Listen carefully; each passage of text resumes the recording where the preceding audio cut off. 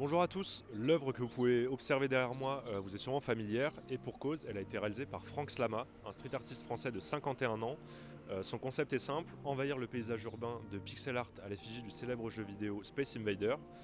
Il a commencé son projet en 1996 en plaçant son premier Invader place de la Bastille à Paris.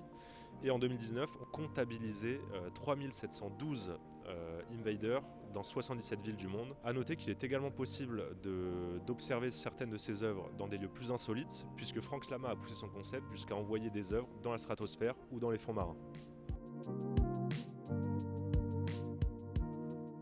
Bonjour. Bonjour. Bonjour. Alors le street art, j'aime bien, notamment les arts de mystique. Je trouve que c'est sympa, ça mélange un petit peu d'humour et c'est caché dans différents endroits de Paris. Le street art, quand on en croise dans les rues de Paris ou un peu partout dans le monde quand on voyage, ça nous permet justement de voir un petit peu autre chose, les villes un peu différemment et de lever un peu les yeux.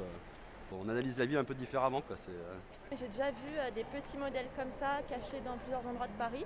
Pour le coup, c'est un de ceux qu'on connaît le plus, puisque nous, du coup, on joue à l'application Flash Invader, du coup. Il a fait des œuvres un peu partout dans le monde. Et c'est assez sympa de lever le nez et d'en voir des nouveaux. À chaque fois, quand on se balade, on en trouve des différents, donc c'est vraiment chouette. Et ce qui est pas mal aussi, c'est qu'en fonction des années, ça fait longtemps qu'il en fait. Il y a certains invaders qui sont beaucoup plus anciens, qui n'ont plus du tout la même tête que ceux qui sont plus récents. Donc c'est assez sympa aussi de voir l'évolution et l'appli permet de classer en plus par année de création.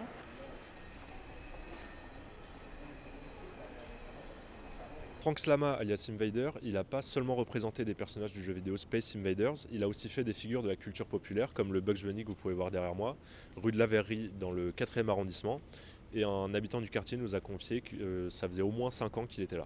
Je sais pas si le but de l'artiste c'est d'en mettre un peu partout dans le monde. Par contre, je comprends pas trop le message en fait. Ouais. Je pense que la personne le fait à la fois pour s'amuser, mais aussi pour délivrer quand même un message. Il y a pas mal d'œuvres, je trouve, en fonction des quartiers parisiens. Les couleurs des Invaders sont complètement différentes de Paris. Ils vont s'intégrer plus aux bâtiments aussi, à l'architecture locale.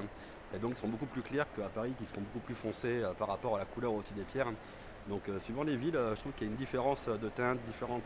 Donc je pense que derrière, c'est pas juste histoire de mettre quelque chose, il y a une réflexion qui est faite en fonction de l'œuvre qu'il va mettre en place sur les murs. Pour vous montrer à quel point Paris est envahi, on est toujours rue de la Verrerie dans le 4e arrondissement. Et rien que dans cette rue, on a trouvé plusieurs Space Invaders.